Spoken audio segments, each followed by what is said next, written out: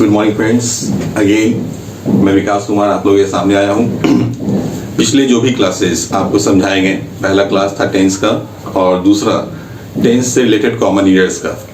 Hope आपको वो समझ में आए होंगे, और ना भी समझ में आए तो डरने की बात नहीं। जैसा कि मैंने पहले भी कहा था, अभी आपकी पढ़ाई जस्ट शुरू हुई है और अभी आप देखें, वीडियो देखें, समझें और जो भी फीडबैक वो आप देते रहें, हम आपको उसमें इम्प्रूव करके समझाते रहेंगे। ठीक है, डरना नहीं है। आज मैं फिर आपके लिए नेक्स्ट सेशन लेकर आया हूँ वापस कॉमन ईयर्स का। वो तो टेंस से रिलेटेड था, आज कुछ टेंस प्लस मिसलेनियस फॉर्म, वो दोनों आपको मिक्सचर में समझाने जा रहा हूँ। फिर ध्यान रखेंगे इस चीज का कि जो भी मैं क्वेश्चन अभी समझाऊंगा आपको वो काफी इंपॉर्टेंट है, और वो जो सारे क्वेश्चंस मैं आज आपको डील करने वाला हूँ वो सारा का सारा प्रीवियस ईयर क्वेश्चंस है, ताकि आप ये समझ सके कि एग्जाम में क्वेश्चंस किस तरह से पूछे जाते हैं और कौन सा क्वेश्चन आता है और उसको आपको सॉल्व किस तरह से करना है। अगेन मैं आपको ये बता रहा हूँ कि क्वेश्चंस को सॉल्व करने का बहुत सारा तरीका होता है, ठीक है, और बहुत सारे रूल्स होते हैं, लेकिन आपको वही रूल और वही तरीका फॉलो करना है जो सबसे इजीएस्ट हो और सबसे आप कह सकते हैं इंपॉर्टेंट हो। ठीक है, तो चलिए हम लोग शुरुआत करते हैं। एक चीज मैं फिर कहना चाहूंगा, आपको वीडियो देखने के बाद अगर ये वीडियो पसंद आए, अच्छा लगे, तो प्लीज आप इसे लाइक करें, सब्सक्राइब करें और शेयर भी करें। ठीक है, चलिए हम लोग शुरू करते हैं अपने पढ़ाई को। कॉमन ईयर्स सेशन 2, आज हम लोग कॉमन ईयर के सेशन 2 को कर रहे हैं। इसमें टेंस प्लस मिसलेनियस कुछ क्वेश्चंस होते हैं ग्रामर से रिलेटेड, सो आपको समझाया जा रहा है। सबसे पहला क्वेश्चन है, it being a rainy day we decided not to go out but to stay at home and watch a movie. ठीक है, ये आपका सेंटेंस दिया गया। अब आपको वापस वही काम करना है, part A B C D, इनमें से किसी एक पार्ट में एरर हो सकता है, आपको वो सॉर्ट आउट करना है। अगर सेंटेंस सही लगे तो आंसर लेना है ई सेक्शन, नो एरर। चलिए देखते हैं इस सेंटेंस में एरर है कहाँ। क्वेश्चन देखिए, आप बहुत ही गौर से समझेंगे क्योंकि ये मिसलेनियस है। अभी आप ग्रामर पढ़े भी नहीं हैं, और मैं जब ग्रामर पढ़ाऊंगा तो ये सारा रूल्स आपको क्लियर होते चला जाना है। लेकिन फिर भी ये कॉमन ईयर का सबसे इंपॉर्टेंट सेशन होता है, इसलिए आपको जो आज बताया जा रहा है उस चीज को आप काफी ध्यान से समझेंगे। जब भी सेंटेंस रेनी डे से शुरू किया जाए, rainy day, stormy day, dark night, stormy night, ठीक है, तो इसके पहले बीइंग का आना जरूरी है और इसके पहले इट सब्जेक्ट का आना जरूरी है। तो यहां तो आपका रूल सुइटेबल फॉलो कर रहा है, it being a rainy day, that means वहां पे सेंटेंस सही है। आगे बढ़ते हैं, वी डिसाइडेड, डिसाइडेड मतलब वर्ब का सेकंड फॉर्म, दैट मींस मेरा सेंटेंस पास्ट में चल रहा है। आगे देखते हैं, not to go out, verb यहां आया दूसरा, टू V1। तो आपको ये हमेशा ध्यान रखना है कि टू के बाद आने वाला जो वर्ब होता है हमेशा V1 फॉर्म में होता है, इसे हम लोग इंफिनिटिव फॉर्म कहते हैं। ठीक है, फिर आगे देखते हैं, बट टू स्टे, फिर यहां भी वर्ब आया, तो ये भी 2 + V1 है, दैट मींस वो भी सही है। At home and watched a movie, गौर कीजिए आपको क्या बताया गया था, सेंटेंस में कुछ भी लिखा हो लेकिन जो पॉइंट्स पढ़ाए गए उस पॉइंट्स को अगर दिखाया जा रहा है सेंटेंस में तो आपको गौर वही करना है। जैसे हमें यहाँ क्या दिखा, एंड, तो आपको एंड का रूल क्या समझाया गया था कि एंड के पहले वर्ब जिस फॉर्म में आता है एंड के बाद भी वही फॉर्म आना चाहिए। तो गौर कीजिए, एंड के पहले वर्ब किस फॉर्म में आया है, 2 V1, दैट मींस यहाँ मेरा वर्ब फर्स्ट फॉर्म में है, और यहाँ गौर कीजिए एंड के बाद वर्ब किस फॉर्म में लिखा, वॉच्ड, दैट मींस V2, इधर मेरा डी सेक्शन है। यहाँ हम ईडी हटाएंगे, सिर्फ वॉच होना चाहिए और मेरा सेंटेंस सही हो गया। ये रूल्स मैं आपको बार बार इसलिए समझा रहा हूं कि बैंक के एग्जाम में जब भी आप जाएंगे तो हर एग्जाम में ये रूल मिलना है, इसलिए ये रूल को आप एकदम ध्यान में रखें, और ये काफी इंपॉर्टेंट होता है, इसको तो समझ ही ले आप। ठीक है, next, concurrent with this programme educational institutions may be urged to inculcate patriotism in each and every one of its pupils. देखिए, मैंने अपने पिछले क्लास में, कॉमन ईयर क्लास में ये समझाया था कि कुछ सेंटेंसेस ऐसे होते हैं जो बहुत सारे स्टूडेंट्स को समझने में मुश्किल आ सकती है। ठीक है, जैसे बहुत सारे स्टूडेंट्स ऐसे होंगे जिनको कंकरेंट का ही मतलब ना पता हो, कुछ ऐसे भी होंगे जिनको इनकलकेट का मतलब ना पता हो, कुछ ऐसे भी हो सकते हैं जिनको अर्ज का मतलब ना पता हो, या पैट्रियोटिज्म का या पुपिल्स का। तो मैं फिर कह रहा हूं, डरने की बात नहीं है, भूल जाओ, नहीं समझ में आया सेंटेंस का मीनिंग भूल जाओ, कोई फर्क नहीं पड़ता है, लेकिन जो की फैक्टर्स है उसे ध्यान में रखना है। एक चीज मैं अभी आपको नहीं समझा रहा हूं, यहां देखें, एग्जाम्स का जो बेसिक्स होता है, सिंगुलर, प्लूरल और टेंस, बस ये 3 चीज कॉमन ईयर्स सॉल्व करना है। तो बस ये 3 चीज आपको समझ में आना चाहिए, सिंगुलर, प्लूरल और टेंस। सिंगुलर कहने का मतलब सिंगुलर नाउन, सिंगुलर प्रोनाउन और सिंगुलर वर्ब। प्लूरल कहने का मतलब plural noun, plural pronoun, plural verb. और टेंस कहने का मतलब सिर्फ V1, V2 और V5, बस इतना ही आपको ध्यान रखना है, ठीक है। तो चलिए हम लोग सिंगुलर जब भी बोला जाए तो मतलब आपको लेना है हिज, हर और इट्स से। जब भी बोला जाए सिंगुलर प्रोनाउन तब, हालांकि ये प्रोनाउन होता नहीं है, ये पोसेसिव होता है, ठीक है, पोसेसिव एडजेक्टिव फॉर्म होता है। लेकिन आपको जब भी बोला जाए सिंगुलर प्रोनाउन तो मतलब किससे लेना है, हिज, हर और इट्स से। जब भी बोला जाए प्लूरल प्रोनाउन तो मतलब किस चीज से लेना है, देयर से। और टेंस तो समझ ही रहे हैं, V1, V2, V5, बस इतना ही समझना है। चलिए वापस इस क्वेश्चन पे आते हैं। इस क्वेश्चन में देखिए, गौर कीजिए, जो भी कुछ लिखा हमको से मतलब ही नहीं है। यहां मे का यूज किया, मे V1 होता है, दैट मींस आपका सेंटेंस प्रेजेंट में चल रहा है। यहाँ टू लिखा, टू इनकलकेट, टू के बाद फिर क्या आ गया, V1, मतलब ये भी सही है। आगे देखिए, यहाँ लिखा है इट्स, इट्स कहने का मतलब क्या हो गया, सिंगुलर। तो हमें देखना होगा कि आखिर ये जो यूज कर रहा है सिंगुलर प्रोनाउन, ये आखिर आया किसके लिए है, क्योंकि प्रोनाउन हमेशा नाउन के लिए आता है। तो मेरे सेंटेंस का नाउन प्लूरल होगा तब तो ये, सॉरी सिंगुलर होगा तब तो इट्स का यूज करेंगे, और प्लूरल होगा तो वहां प्लूरल होना चाहिए था। अब गौर करके देखते हैं। Concurrent with this programme, educational institutions, institutions मतलब plural, may be urged to inculcate patriotism, inculcate patriotism किसी चीज को डेवलप करना, ठीक है, राष्ट्र की भावना, राष्ट्र भावना को डेवलप करना। in each and every one of its pupils, अपने लोगों में, अपने प्रत्येक लोगों में। तो अपने लोगों में कौन भरेगा इस भावना को, ये जो इंस्टीट्यूशन है वही ना। और ये यहाँ प्लूरल में लिखा, जब प्लूरल लिखा तो यहाँ इट्स की जगह क्या होना चाहिए था, देयर। तो मेरा आंसर फिर वापस क्या होगा, इट्स की जगह देयर होगा। वापस फिर से समझिए कि जब मेरे सेंटेंस में प्रोनाउन सिंगुलर फॉर्म में आए तो हमें वही क्लिक करना है कि ये प्रोनाउन किस नाउन के लिए आया है। अगर नाउन सिंगुलर यूज हुआ है पहले तो ये प्रोनाउन सिंगुलर सही है, अगर नाउन प्लूरल यूज हुआ है तो मेरा प्रोनाउन प्लूरल होना चाहिए। और यहाँ देखिए, ये जो नाउन है वो प्लूरल है और उसके लिए प्रोनाउन सिंगुलर यूज किया था, इसलिए मेरा गलत हुआ। होप आपको समझ में आया होगा। चलिए नेक्स्ट, ये रूल्स वैसे आप प्रोनाउन चैप्टर में पढ़ेंगे आगे। Had I come to know about his difficulties, I will have certainly helped him in the hour of need. गौर कीजिए, इस सेंटेंस में सेंटेंस का शुरुआत किससे किया, had और V3 से। तो टेंस में एक रूल आपको समझाया गया था, if had V3 would have V3, मतलब कि सेंटेंस में if लिखिए, आगे had आए तो आगे V3 आएगा, और फिर आगे स्ट्रक्चर क्या हो सकता है, would have V3, could have V3 और might have V3।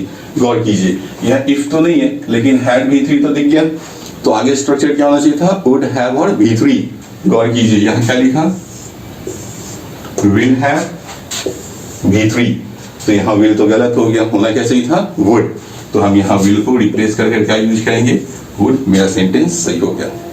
देखिए फिर समझिए, क्वेश्चंस कितने इजी होते हैं, बशर्ते कि आपको बस रूल्स पता होना चाहिए और किस चीज को एग्जाम में देखना है। सेंटेंस में पूरे सेंटेंस को नहीं पढ़ना है, सेंटेंस में वही चीज देखना है जो आपको समझाया जा रहा है, और वो चीज दिखा, आंसर वही आपको मिलेगा, ठीक है। चलिए आगे देखते हैं। The widely publicised manifesto of the new party is not much different than ours, ठीक है। अब जो भी सेंटेंस का मीनिंग निकले, ठीक है, उससे कोई मतलब हमको है ही नहीं, हम पहले ही बता रहे हैं कि आपको सेंटेंस समझ में आया ना, उससे कोई फर्क नहीं पड़ता है, ठीक है। हालांकि फर्क तो पड़ता है, लेकिन आपको एग्जाम में अपने IQ से शार्प होना है, ठीक है। देखिए, कुछ समझ में आया ना सेंटेंस में, लेकिन ये देन तो समझ में आ सकता है कि सेंटेंस में देन का यूज किया, और जब देन का यूज किया तो देन का यूज हम लोग करते कब है, कंपैरेटिव डिग्री में, कि कहीं ना कहीं दो चीजों में कंपैरिजन हो रही हो तभी हम लोग देन का यूज करते हैं ना। जैसे एक सिंपल सा एग्जांपल देखिए, he is taller than I, वो मुझसे लंबा है। तो हम लोग कंपैरिजन ही और आई में किए, दो लोगों में कंपैरिजन हो रहा है, निगेटिव कंपैरिजन हो रहा है, तो कंपैरेटिव डिग्री के बाद क्या यूज किए, देन। इस सेंटेंस में गौर कीजिए तो देन के पहले कहीं भी कंपैरेटिव डिग्री आया है, the widely publicised manifesto of the new party is not much different than ours, कहीं नहीं आया, दैट मीन्स ये मेरा देन गलत है। ये प्रीपोजिशन के रूल पे है, डिफरेंट के साथ हमेशा हम लोग फ्रॉम प्रीपोजिशन लगाते हैं। तो यहाँ पर देन की जगह फ्रॉम होना चाहिए था और यूज क्या किया था देन, जो कि गलत है। होप आपको ये भी समझ में आया होगा। Next, no effort has been made at all to cash in on the refurbished image of Indian tennis. Refurbish मतलब होता है फिर से बेहतर बनाना, ठीक है। चलिए देखिए,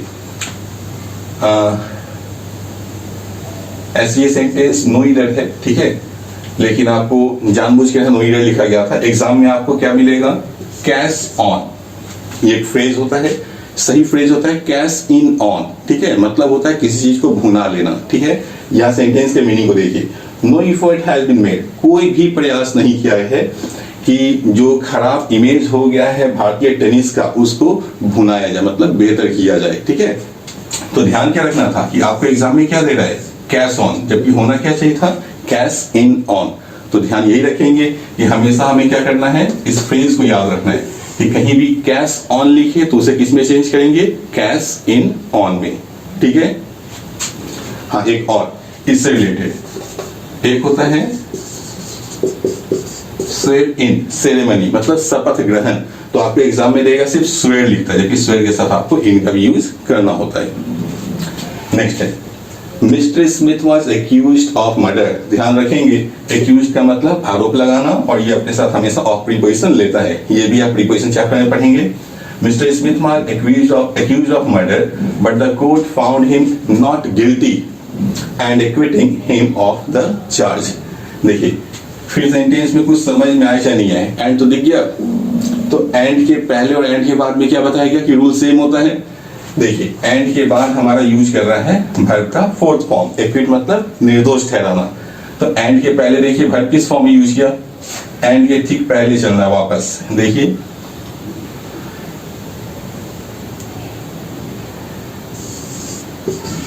फाउंड, V2 आया, तो यहाँ इक्विटी की जगह क्या आना चाहिए था, एक्विटेड, ठीक है। इसे हम किसमें चेंज कर लेंगे, V2, एक्विटेड हो जाएगा, मेरा सेंटेंस सही हो गया। अगेन एंड का ही रूल आया, ये फिर मैं बता रहा हूँ सबसे इंपॉर्टेंट रूल में से एक है, हर एग्जाम में आपको 1, 2 या 3 क्वेश्चन इस पे बेस्ड होते हैं। नेक्स्ट है, considering these facts the principal offered the school teacher a seat. ये सेंटेंस आपको बैंक और एसएससी दोनों में कॉमन आता है, ठीक है। और जब भी इस तरह का सेंटेंस है ना, तो इसका आंसर बहुत ही सिंपल होता है, या तो ए या तो नो ईरर, या तो ए सेक्शन में ही ईरर होना है, या तो नो ईरर ही आंसर आना है। अब इसे चेक कैसे करेंगे, सो देखिए, कंसीडरिंग ये वर्ब का फोर्थ फॉर्म है, ठीक है। तो जब सेंटेंस वर्ब के फोर्थ फॉर्म से शुरू हो तो हमें बस कॉमा के बाद जो सब्जेक्ट है उसे यहां रखकर हिंदी निकालना है। हिंदी सही आया तो आंसर नो ईरर, हिंदी गलत आया तो आंसर ए सेक्शन गलत होगा। देखिए, कंसीडरिंग दीज फैक्ट्स, ये जो फैक्ट्स हैं इस पे विचार करने के बाद the principal offered the teacher a seat, principal ने स्कूल टीचर को सीट ऑफर किया, मतलब बैठने को ऑफर किया। देखिए, मेरा सब्जेक्ट कौन आ रहा है, considering these facts the principal, तो जो सब्जेक्ट हो उसे कहां रखना है, यहाँ सबसे बिगिनिंग में, और हिंदी निकालना है। हिंदी क्या निकलेगा, प्रिंसिपल यहाँ आएगा, तो हिंदी निकलेगा the principal considering these facts, principal ने इस इन फैक्ट्स पे विचार किया और प्रिंसिपल ने स्कूल टीचर को सीट ऑफर किया। हिंदी सही है क्योंकि जिस व्यक्ति ने विचार किया उसी ने ऑफर किया, मतलब आंसर क्या था, नो ईरर। अगर गलत आता हिंदी तो आंसर क्या ले लेते हैं, ए सेक्शन। इसके बारे में आप हर चैप्टर में पढ़ेंगे। फिलहाल आपको ये समझ में आ गया, दैट मीन समझ लिए कि एक क्वेश्चन तो आसानी से बन जाना है। लास्ट है, there has not been any rainfall in this part of the country since the last 2 years। Hope आपसे ये बन जाएगा, बहुत ही इजी क्वेश्चन है। There has not been any rainfall in this part of the country since the last 2 years।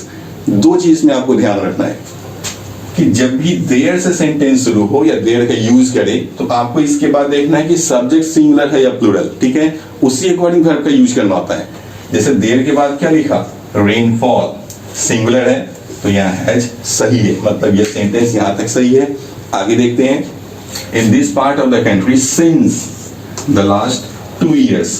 आपको tenth chapter में बताया गया था कि कि सिंस का यूज कब करते हैं, पॉइंट ऑफ टाइम के लिए, और फॉर का यूज करते हैं पीरियड ऑफ टाइम के लिए। गौर कीजिए, यहाँ सिंस के बाद लिखा द लास्ट 2 years, यहाँ तो 2 years लिखा, ये कौन से वर्ष हैं पता चला नहीं। That means period of time था, तो पीरियड ऑफ टाइम था तो यहाँ सिंस की जगह क्या होना चाहिए था, फॉर।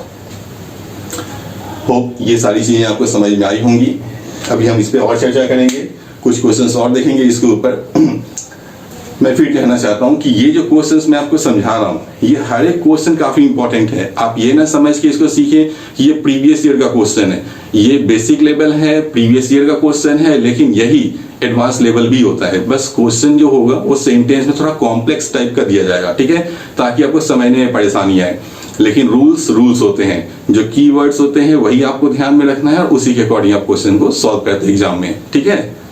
चलिए हम लोग फिर आगे देखते हैं क्वेश्चंस। चलिए अब देखते हैं नेक्स्ट क्वेश्चन नंबर 9 से। हाँ, एक चीज ध्यान रखेंगे, यहाँ देखिए लिखा गया है टू V1, जो बेसिक कंसेप्ट है वो आपको मैंने लिख दिया ऊपर। टू के बाद हमेशा वर्ब को आपको ध्यान के रखना है, फर्स्ट फॉर्म में यूज किया जाना है। प्रीपोजिशन के बाद अगर कोई वर्ब आता है प्रीपोजिशन में जस्ट बाद में, तो वर्ब अपने fourth form that means ING form में होना है। इट्स, हिज, हर बताया गया, जब भी बोला जाए सिंगुलर प्रोनाउन तो आपको मतलब लेना है इट्स से, हिज से और हर से, और जब भी बोला जाए प्लूरल प्रोनाउन तो मतलब लेना है देयर से, ठीक है।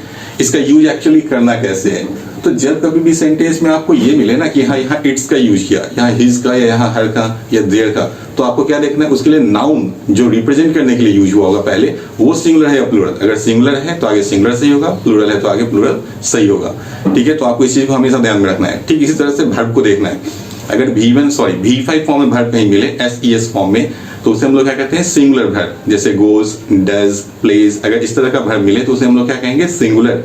तो उस वर्ब को लेकर आपको फिर वापस चेक करना होगा कि सब्जेक्ट सिंगुलर है या नहीं। अगर सिंगुलर सब्जेक्ट है तो V5 फॉर्म सही है, अगर सब्जेक्ट प्लूरल हुआ तो SES हटाएंगे और वर्ब को फर्स्ट फॉर्म में चेंज करेंगे। चलिए आगे देखते हैं। The managing director as well as the board members were in favor of taking strict action against the striking workers। ये सारा सेंटेंस लिखा गया, गौर करके देखिए। इस सेंटेंस में वर्ड जो वर्ब यूज किया या तो प्लूरल है, तो हमें क्या ध्यान रखना है कि अगर वर्ब प्लूरल आया तो वो किसके लिए आया, ठीक है। गौर कीजिए, वर्ड के ठीक पहले एक सब्जेक्ट लिखा मेंबर्स जो कि प्लूरल है, इसके पहले एज वेल एज है, और इसके पहले लिखा managing director that means MD, ये क्या हो गया, सिंगुलर। तो एज वेल एज का रूल होता है कि जब कभी एज वेल एज किसी दो सब्जेक्ट्स को जोड़ रहा हो तो हमेशा पहले वाले सब्जेक्ट के अकॉर्डिंग आगे वर्ब को एग्रीमेंट करते हैं। गौर कीजिए, डायरेक्टर सिंगुलर था तो यहाँ वर्ब क्या होना चाहिए था, वाज, और यूज क्या किया, वेयर। इस रूल को भी आप प्रोनाउन में और सिंटैक्स दोनों चैप्टर में पढ़ेंगे। तो एज वेल एज के पहले आपको ध्यान क्या रखना है कि एज वेल एज के पहले जो सब्जेक्ट आता है हम इसके अकॉर्डिंग आगे वर्ब को प्लेस करते हैं। एग्जाम में इसी तरह से क्वेश्चन दिया गया होता है, लोग ये सोचते हैं कि यह प्लूरल है तो आगे वर्ब प्लूरल है, सही है, तो लोग आंसर ले लेते हैं नोइडर, जो कि गलत हो जाता है। चलिए नेक्स्ट है, since it was his first election campaign the candidate was confused, none could clearly understand either the principles। Principles में ध्यान दीजिएगा, स्पेलिंग PLE लिखा गया, PLE लिखा हो तो इसका हिंदी होता है सिद्धांत, और PAL प्रिंसिपल में PAL लिखा जाए तो मतलब होता है प्रधानाचार्य। तो इस चीज को ध्यान में रखेंगे, इससे रिलेटेड भी कॉमन एरर देता है स्पेलिंग मिस्टेक में। तो यहाँ क्या लिखा, none could clearly understand either the principles he stood for or the benefits he promised। Actually ये सेंटेंस नो ईरर है, ठीक है, लेकिन नो ईरर जब क्वेश्चन आता है तो स्टूडेंट्स की तो आदत है कि हर सेंटेंस में ईरर को फाइंड करना है। तो नो ईरर एक्चुअली बनाए कैसे, तो उसको लेकर भी कुछ क्लू सेंटेंस में दिया गया होता है। आपको उस चीजों को देखना है, उस चीज को देखने के बाद अगर आपको डाउट है कि हाँ इसमें नो ईरर लें या ईरर करें, तो आप उसको पहले नो ईरर लेना शुरू कीजिए। हो सकता है 1 2 3 4 5 अटेम्प्ट 6 अटेम्प्ट में हमेशा आपका आंसर गलत है, लेकिन जिस दिन नो ईरर आपसे सही होना शुरू हुआ आगे भी अक्सर सही ही होता है। तो मैं आपको थोड़ा कुछ हिंट्स देता हूं कि एक्चुअली नो ईरर को पकड़ते कैसे। चलिए देखते हैं। Since it was his first election, तो वाज लिखा दैट मींस पास्ट में चल रहा है, हमें ध्यान क्या रखना है, सेंटेंस आगे भी पास्ट में होना चाहिए।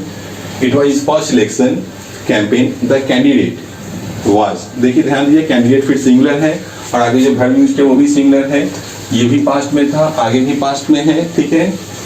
None could clearly understand, यहाँ देखिए ध्यान से, could कुड मतलब कैन का भी टू कुड हुआ, ये भी पास्ट है। और कुड के साथ वर्ब किस फॉर्म में आता है? फर्स्ट फॉर्म में, मतलब मॉडल वर्ब हमेशा V1 लेता है। तो यहाँ अंडरस्टैंड V1 लिखा, आगे लिखा आइदर। तो ये ध्यान रखेंगे कि आइदर के बाद सेंटेंस किसी भी चीज से जोड़ना हो तो हम उसको किससे जोड़ते हैं? और से। आइदर और नाइदर लिखा होता तो नॉट से जोड़ते हैं। ध्यान दीजिए, यहाँ आइदर लिखा तो आगे सेंटेंस क्या है? और। अब हमें एक चीज और ध्यान देना है कि आइदर के ठीक बाद में और के ठीक बाद में जो भी कुछ यूज होता है उन दोनों का रिलेशन एकदम सेम होना चाहिए। ध्यान दीजिए, आइदर के बाद लिखा द प्रिंसिपल्स, आइदर के बाद द प्रिंसिपल्स, नाउन आया, और के बाद भी क्या है? द बेनिफिट्स, नाउन आया। यहाँ भी स्टूड V2 फॉर्म में यूज किया, यहाँ भी प्रॉमिस्ड V2 फॉर्म में यूज किया। मतलब मेरा पूरा सेंटेंस पास्ट स्ट्रक्चर को सेटिस्फाई कर रहा है, आइदर और का रूल भी सेम रिलेशन को सेटिस्फाई कर रहा है। आंसर क्या लेंगे? ईदर। आपको डरना नहीं है। आपको भी जब किसी सेंटेंस में ये लगे कि हाँ इस सेंटेंस में मैं ईडर लूं या नो ईडर लूं, तो जब भी फीलिंग ये आए कि हाँ नो ईडर लेना चाहिए तो आप लीजिए। हो सकता है वो गलत हो, ईडर हो सेंटेंस है, फिर भी आप नो ईडर लेना शुरू कीजिए। डेफिनेट सी बात है वो सही होना शुरू होगा।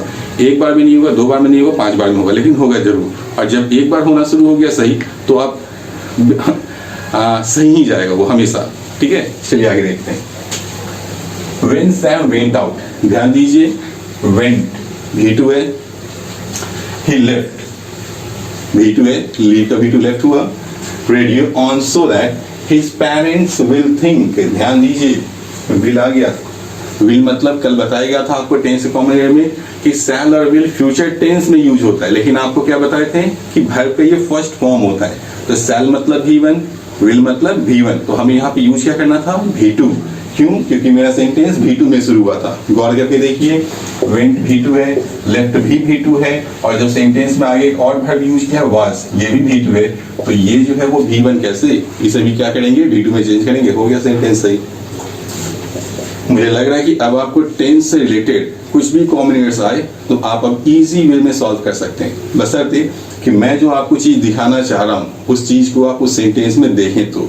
और सबसे इंपॉर्टेंट है प्रैक्टिस करें। तो आप जितना प्रैक्टिस करेंगे कॉमन एरर्स पे, आपको इन सब चीजों को ये सारी चीजें आपको दिखेंगी और आपसे बनेंगी भी। चलिए नेक्स्ट देखते हैं। द कमिटी चीफ वांड, ध्यान दीजिए, वांड लिखा। हम फिर समझा रहे सेंटेंस में कुछ भी लिखा उससे मतलब नहीं है, हमें वर्ब को हमेशा चेक करते रहना है। वांड मतलब V2। आगे देखिए, the party members if they persist, आ गया V1। अब फिर आगे देखिए, in their obstructionist attitude they would का मतलब विल का V2 वुड। तो देखिए सेंटेंस पास्ट में शुरू हो रहा है, पास्ट में समाप्त हो रहा है, और मिडिल ऑफ द सेंटेंस क्या किया? प्रेजेंट वर्ब का यूज कर दिया V1, जबकि इसको होना क्या चाहिए था? V2। तो यहाँ पर क्या करेंगे? परसिस्टेड कर लेंगे V2। हो गया सेंटेंस सही। परसिस्ट का मतलब किसी चीज पे जिद पे अड़ जाना। ठीक है। ऑब्स्ट्रक्शनिस्ट, तो ऑब्स्ट्रक्शन का मतलब बाधा, ऑब्स्ट्रक्शनिस्ट एटीट्यूड मतलब बाधा पहुंचाने वाला रवैया। ठीक है, चलिए नेक्स्ट देखते हैं।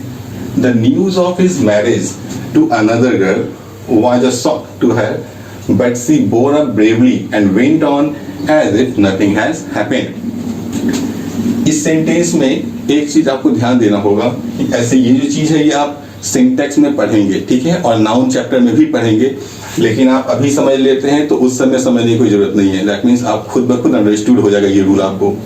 और ये जो दोनों रूल है, ये दोनों रूल, ठीक है, ये भी आपको हर एग्जाम में लगभग एक क्वेश्चन मिल जाना है। बैंक एग्जाम में, एसएससी में तो काफी कम मिलेगा, लेकिन बैंक एग्जाम में ये रहता ही रहता है। देखिए कहीं भी ऑफ लिखा मिले ना तो समझ लेंगे कि ऑफ के पहले जो भी सब्जेक्ट होगा, सॉरी जो भी नाउन आएगा वही मेरा सब्जेक्ट है। वो सिंगुलर हुआ तो आगे वर्ब को सिंगुलर प्लेस करेंगे, वो प्लूरल हुआ तो आगे वर्ब को प्लूरल प्लेस करना है। बस हमको इतना ही चेक करना है पूरे सेंटेंस में। अगर ये सही है तो हम फर्दर कुछ देखेंगे। चलिए देखते हैं। ऑफ के पहले क्या लिखा? न्यूज। न्यूज मतलब सिंगुलर, ये आप नाउन चैप्टर में पढ़ेंगे। ऑफ के पहले यूज किया न्यूज, ये सिंगुलर है तो हमें आगे चेक क्या करना है? वर्ब सिंगुलर होना चाहिए। गौर कीजिए, वर्ब यहाँ यूज किया हुआ सिंगुलर है, दैट मीन्स यह सेंटेंस यहाँ तक तो सही होगा, इसमें गलती होने की गुंजाइश बहुत कम है। आगे पढ़ते हैं। बट सी बोअर, गौर कीजिए, वाज पास्ट में था तो बेयर का V2 बोअर, बेयर मतलब बर्दाश्त करना, वही हो गया V2 बोअर, इसका मतलब हुआ बर्दाश्त किया। तो यहाँ सेंटेंस पास्ट में चला V2 में, यहाँ भी V2 में चल रहा है। और देखिए वेंट V2 आ गया, और इसमें एक और रूल सेटिस्फाई कर रहा है कि एंड लिखा। तो आपको रूल क्या समझाए थे पहले कि एंड के पहले वर्ब जिस फॉर्म में हो एंड के बाद वही फॉर्म आएगा। यहाँ भी वही चीज लिखा, मतलब यहाँ तक तो सेंटेंस आपका कंप्लीट सही है। अब आगे आप पढ़िए, आपको आंसर दिख जाएगा। मिल गया? क्यों? क्योंकि यहाँ V2 है और यहाँ देखिए हैज, प्रेजेंट पार्टिसिपल में आ गया ना ये। अब इसको होना क्या चाहिए था? पास्ट में। तो हैज का V2 क्या यूज करेंगे? हैड। यहाँ हैड कर लेंगे, सेंटेंस सही हो जाएगा। चलिए नेक्स्ट देखते हैं। अब इसमें आपको भी समझ में आ चुका होगा कि ऑफ के पहले जो है वो सब्जेक्ट, ऑफ के पहले क्या लिखा? ए सीरीज, सिंगुलर हो गया, ए लगा रखने से सिंगुलर है। तो हमें डायरेक्ट वर्ब को चेक करना कि वर्ब सिंगुलर है या नहीं। चेक कीजिए वर्ब क्या लिखा? आर। वहां पे होना क्या चाहिए? Correct, is. हो गया सही मेरा सेंटेंस। चलिए सेकंड लास्ट क्वेश्चन है, the job is much worse than. ध्यान दीजिएगा, वर्स और यहाँ देन लिखा। तो अभी पिछले क्वेश्चन में आपको क्या समझाया गया कि देन का यूज हम तब करते हैं जब कंपैरिजन हो, और कंपैरिजन के लिए कंपैरेटिव डिग्री होना चाहिए पहले। तो यहाँ देखिए वर्स लिखा, तो ये बैड का कंपैरेटिव डिग्री होता है वर्स। बैड, वर्स और सुपरलेटिव वर्स्ट।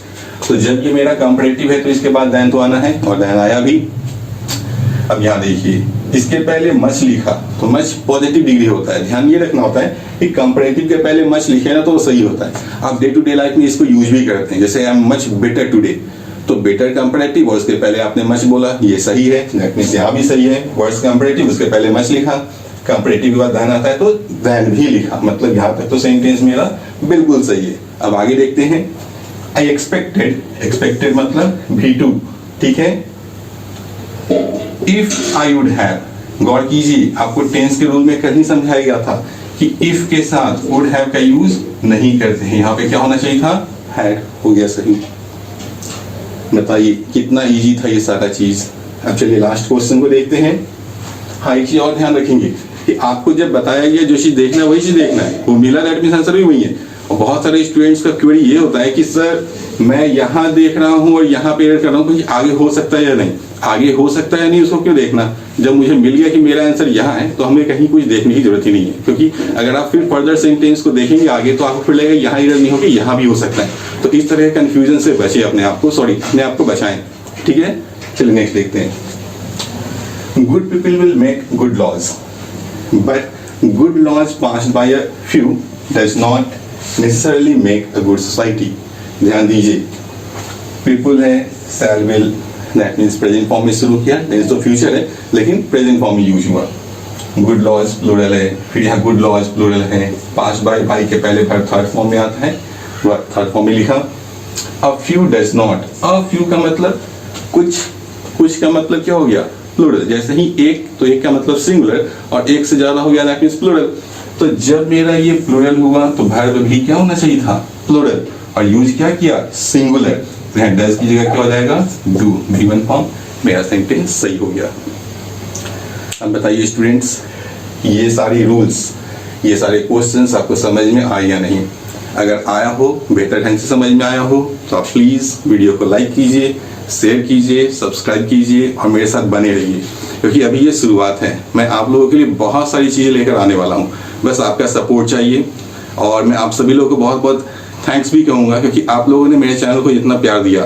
दैट मीन्स 1-2 दिनों में ही आपका प्यार मुझे दिखना शुरू हो चुका है, और मैं चाहूंगा कि ये प्यार आप कंटिन्यू बनाए रखें। मैं आपको बहुत सारी चीज सिखाऊंगा, और मेरा व्यू ये नहीं है कि बस आपको मैं इंग्लिश सिखाऊं। मेरा व्यू ये है कि आप लोग अगर मुझसे जुड़े हैं तो एटलीस्ट आप अपने रिजल्ट को अचीव करें। ये मेरे लिए सबसे बड़ी अचीवमेंट होगी।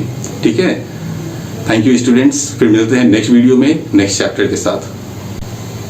डियर स्टूडेंट्स, एक चीज और, ठीक है, अभी जो डिस्क्रिप्शन है उसमें एक लिंक दिया गया है आपको, जिसमें व्हाट्सएप लिंक है, ठीक है, और टेलीग्राम लिंक है।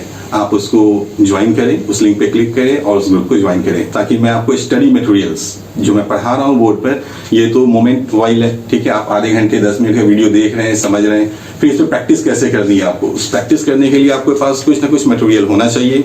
और जैसा कि मैंने अपना लिखा भी था कि मैं आपको बेहतर स्टडी मटेरियल दूंगा, बेस्ट। ठीक है, तो आप इस लिंक से जुड़िए और आपको स्टडी से रिलेटेड, इंग्लिश रिलेटेड जितने मटेरियल्स होते हैं अपडेटेड, वो आपको मिलते रहेंगे।